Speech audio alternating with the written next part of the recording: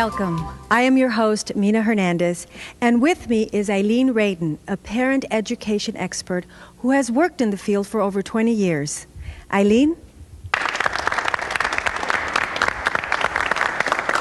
Thanks, Mina. In this program, we'll look at some of the primary issues parents face in raising their children. Parenting is a skill, and like all skills, it is acquired and can be developed and improved. The children on our program are 5-year-olds, but as we know, many of the ideas that apply to young children are applicable to children of any age.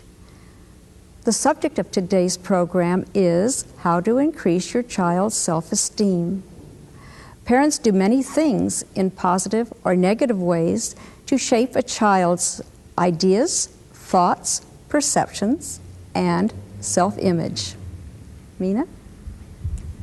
Let's look at a scene in which a parent makes a decision that will affect his child's self-esteem. Think about what you would do if you were in this situation. Come on, son. We don't want you to be late for school, me to be late for work. Got a big meeting this morning. Amani, how many times have I showed you how to dress? Look at you, you look just like a slob. Now tie your shoes, fix your shirt, go ahead, tuck it in. What will your teachers think about you? What you doing? Look, I want you to go to your room and fix yourself, okay? You got 3 minutes. Hustle it up.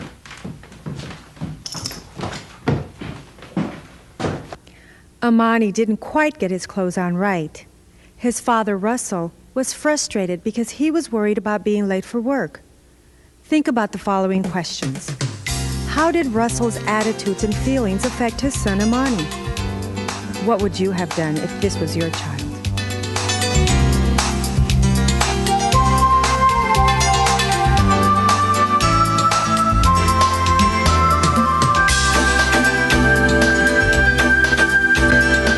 Let's begin with the first question. How did Russell's actions affect his son, Amani? And how did Amani feel? He felt sad, and he was hurt when his dad called him a slut. He did his best to dress himself. He should have been encouraged for the effort, right? Okay, that's good. Now, why exactly did Amani feel sad, and what could have Russell done differently? Russell, I don't think it's a good idea to call your kid a slob, you know? I mean, that's kind of cold, don't you think? Well, I'm talking now, and we'll disagree later. You get up just like everybody else, a little bit earlier. Dress the kid. Earlier? I mean, how early should I be getting up? Look, I'm already up at 6 as it is. You know, I'm getting his lunch together, getting us some breakfast, getting ready for work. Is it too much to expect him just to be able to put on his own clothes? Hold on, coming. If you're in such a hurry, why don't you just dress Amani yourself? That way he'd look exactly like you want him to look. You know, I usually do dress him, but I thought it would be a good idea if he learned how to dress himself. You know, sometimes he's got to do that, you know, and to dress himself properly. That's right. There's nothing wrong with setting high expectations for your children. You know, how else are they going to learn? If you don't set high expectations and high standards, then children don't achieve anything. I don't think there's anything wrong with that. The boy's got to be pushed to be excel. That's why he needs to learn this early in life.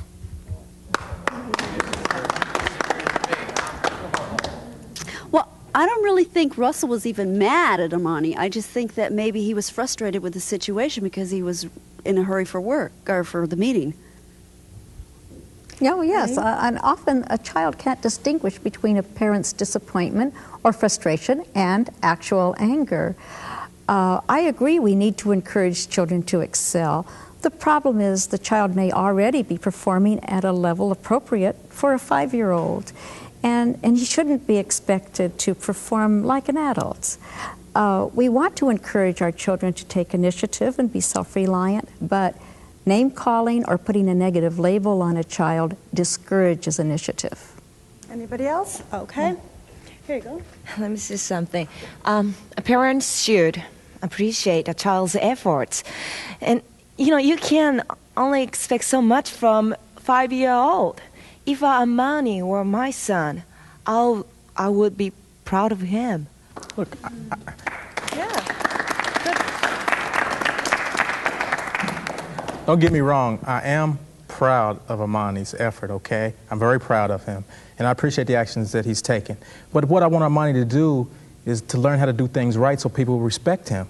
You mean so that people will respect you? You know that teachers and other parents will be judging you in some way, and by the way your child looks and behaves.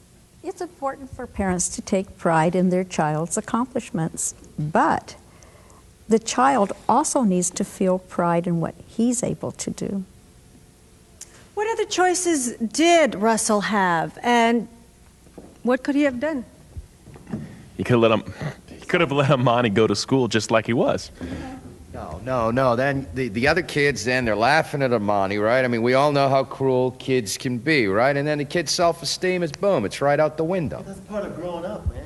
Yeah, well, let's hurt the kids, right? That's what we want to do. The kids, well, no, the kid's self-esteem. Hold on, let's see what our expert has to say. Go ahead.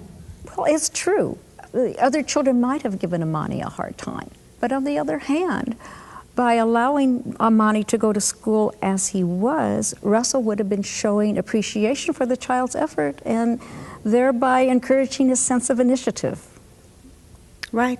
So what else? What other choices did Russell have? You fix the kids' clothes, right? You go, look, this isn't too perfect, but you know what? We're going to practice later, like on Saturday or something. We'll make it better. We'll fix it. We'll practice. That misses the point. If Russell fixes Amani's clothes, he will be letting him know that, the clothes were wrong. Come on. No. It's only clothes, all right? It's only clothes. And practicing is a good idea. You know why? Because the kid, he's not pressured. Russell's not pressured. And then the kid learns at his own pace. Is it a good idea, Eileen? Practice? Oh, yes. Practicing at another time is a very good idea. This will allow the child to develop at his own speed a sense of mastery and confidence in his ability to dress himself. Why doesn't Russell let Armani figure out how to get dressed on his own? When people figure things out on their own, then they remember it. If you send him to his room and then just let him figure it out and don't help him, then maybe that's how he'll learn. Well, hold on.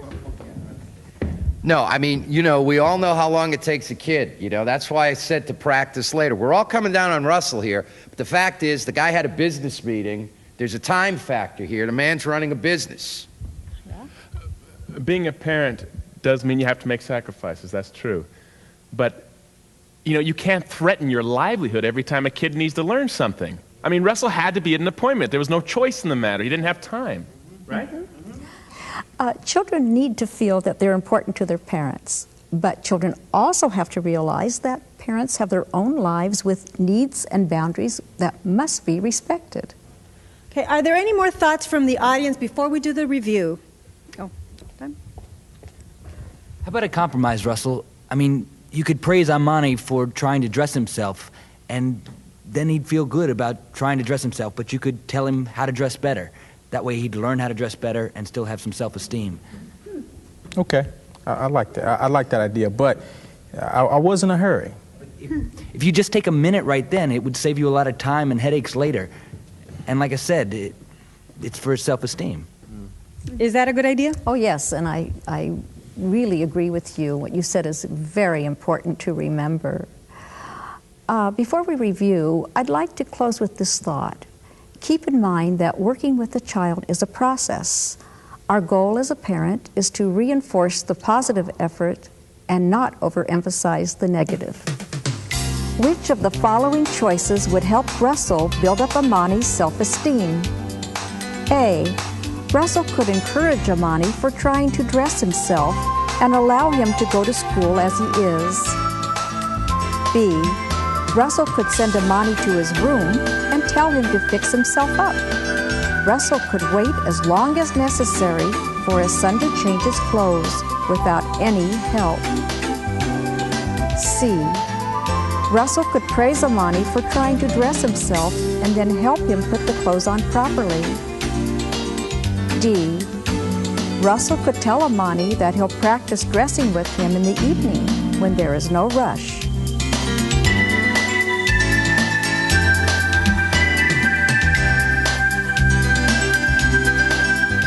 A, C, and D are some of the positive choices Russell could have made. You may have additional good ideas as well. Letter B is not the best choice because Amani already tried to dress himself. Sending him to his room until he got it right would be a punishment. Also, being a working parent means you have certain responsibilities. Russell can't wait around all morning. Being a good parent does not mean sacrificing all of your needs. Let's summarize some of the key ideas from this section. In situations with our children, we want to make choices that will help them develop a strong sense of self-esteem. Number 1, by positively responding to a child's self-initiated activity, parents can encourage a sense of initiative over a feeling of inferiority or inadequacy. Number 2, we must show appreciation for a child's constructive efforts. Acknowledge a child's attempts rather than the end result. Number 3, criticizing a child's constructive efforts communicates negativity towards independence, autonomy, and competency. Number 4, parents need to develop realistic expectations. Know your child. Know what he's capable of doing at his stage of development. Number 5, name-calling or putting a negative label on a child can damage the child's self-esteem. Russell, on this show, you have a chance to go back in time and do the scene over. Given what you've heard, would you like to try it again? Sure. Let's go. Let's watch Russell and see what he does differently. Come on, son. We don't want you to be late for school or me to be late for work. Got a big meeting this morning. Amani. Nice try, son. I'm really proud of you for trying to dress yourself. Now, how can we fix that shirt? It's not tucked in. Can you do it? Or do you need some help? I could do it, Dad. All right.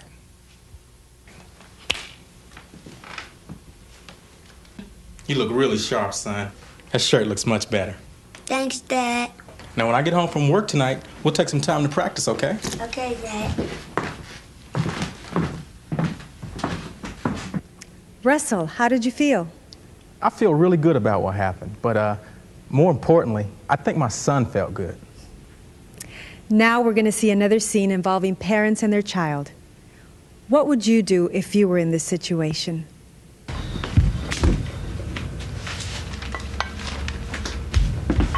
Mommy, Daddy, look at me. I dressed myself. Wonderful, Max.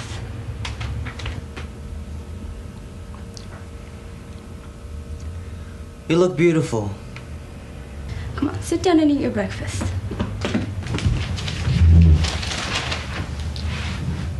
Max looked very pretty, and she dressed herself very nicely.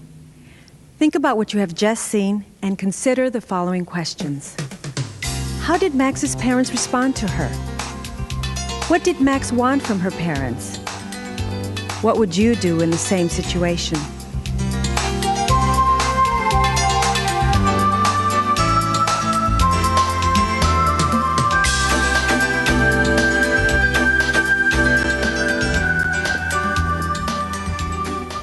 How did Max's parents respond to their daughter? They complimented her on how she looked. Yeah, that was very nice. Okay. They didn't pay attention to her. I mean, Max felt like they didn't even care about her. That's also true. Yeah, you know, he was reading the paper. He didn't even look up. Not only that, Sharon was making breakfast and ignoring her too. I mean, gee, what a tragedy, huh? Mommy was making breakfast. I mean, come on, huh? Is there something wrong with making breakfast? No, there's nothing wrong with making breakfast. But is there anything wrong with taking a minute to genuinely speak to your child? Yeah. I mean, did you all see the look on Max's face? I mean, she knew that her parents wouldn't have the time to give her any kind of attention. And you know, she went to a great deal of trouble to make herself look pretty, and she was ignored because of it. Thanks. Good point. They did compliment her, but you know, the words were empty. Max knew that. Children aren't dumb. Right, Eileen?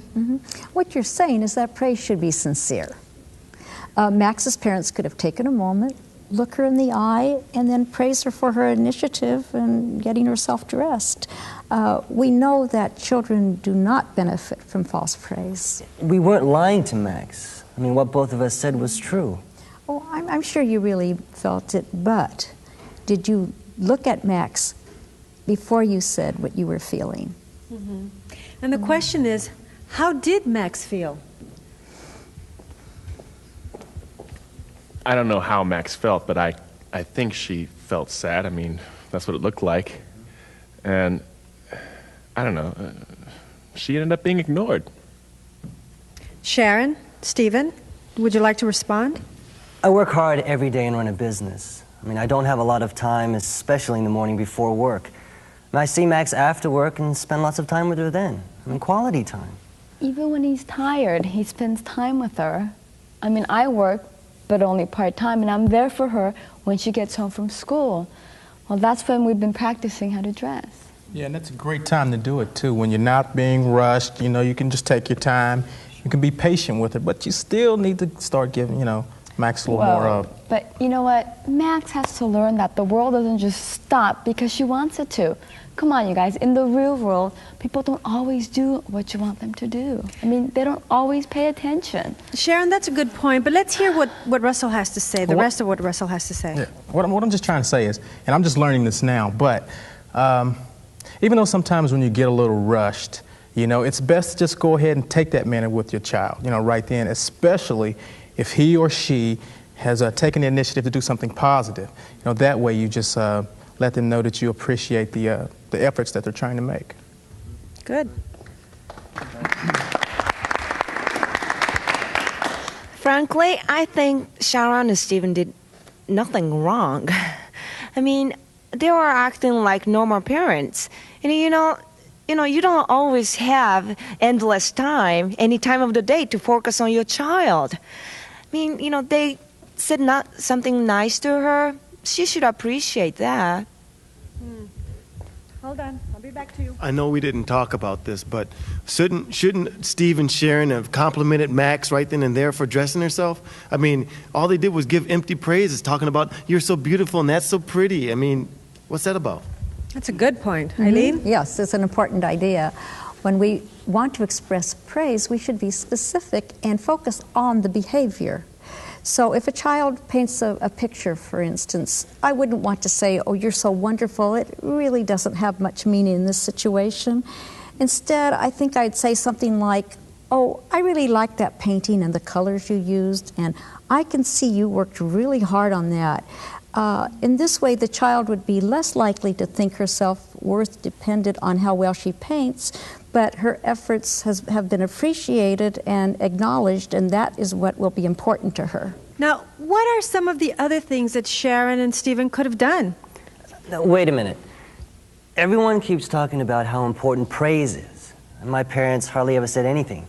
They were quiet, unless I did something wrong or didn't score well in an exam. My parents were the same way, and you know, I knew what was expected of me.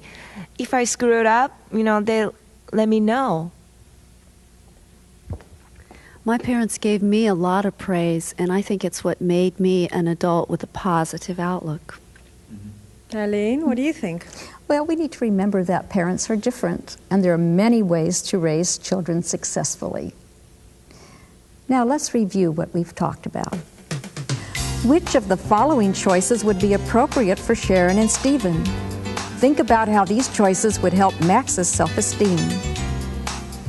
A, they could take a minute to focus on Max and sincerely praise her for the initiative she took to dress herself.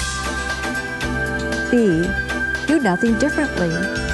C, they could praise Max specifically for how she dressed herself instead of telling her in general that she is wonderful and beautiful.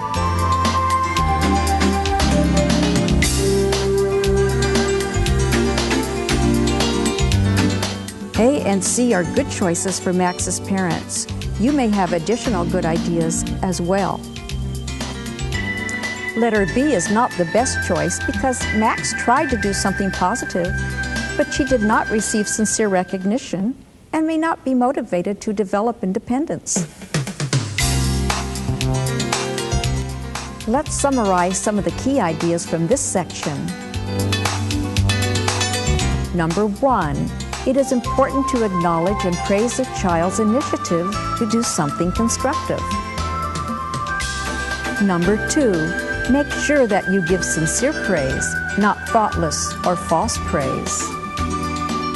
Number 3, rather than tell a child she is wonderful, praise the specific behavior. Sharon, Stephen, would you like to go back and relive the scene? Yes. Yes. Let's see what this couple has learned.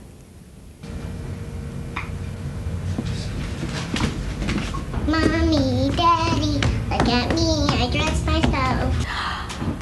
You did such a good job dressing by yourself. You look beautiful, and you did this all by yourself? Mm-hmm. Let's sit down and eat your breakfast. Come on.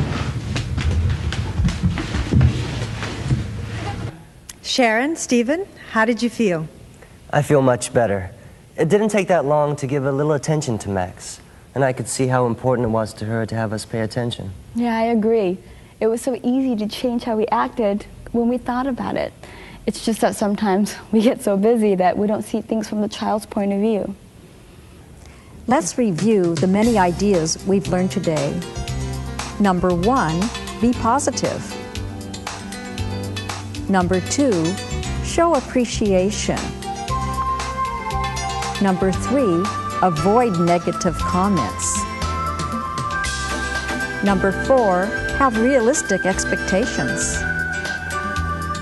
Number 5, avoid name calling. Number 6, recognize the child's effort. Number 7, give sincere praise.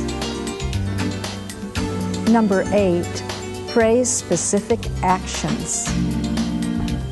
These 8 points can help you increase the self-esteem of your children. Try to keep these points in mind when you make choices.